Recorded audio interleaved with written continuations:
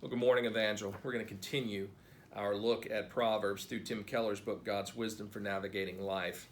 And most recently, we've been discussing the 7 deadly sins. The first of our discussion was envy. And so this morning, we reference several verses in Proverbs, and they read like this. Do not let your heart envy sinners, but always be zealous for the fear of the Lord. There is surely a future hope for you, and your hope will not be cut off.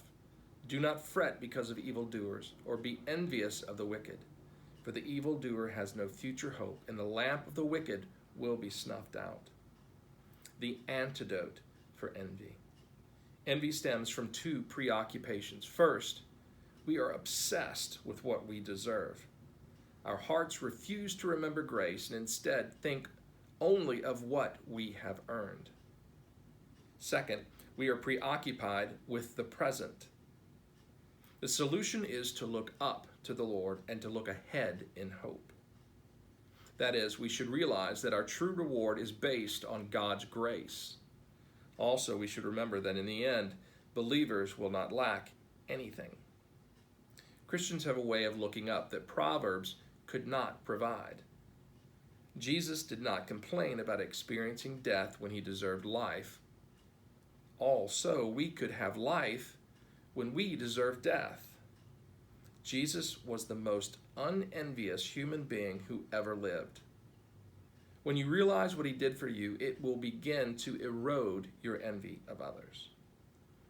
If he didn't complain when he received a life infinitely worse than he deserved, why should we complain when all of us get a life infinitely better than we deserve?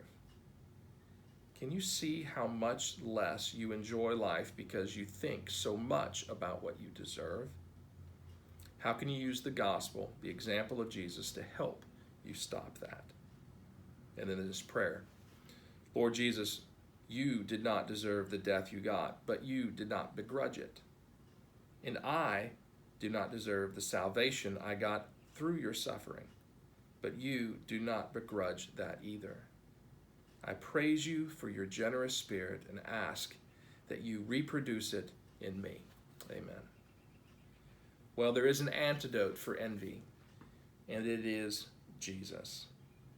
When we see that he received death which he did not deserve, so that we could have life that we do not deserve, it should truly melt away any envy we have of others and just capture our hearts by the grace so richly poured into us.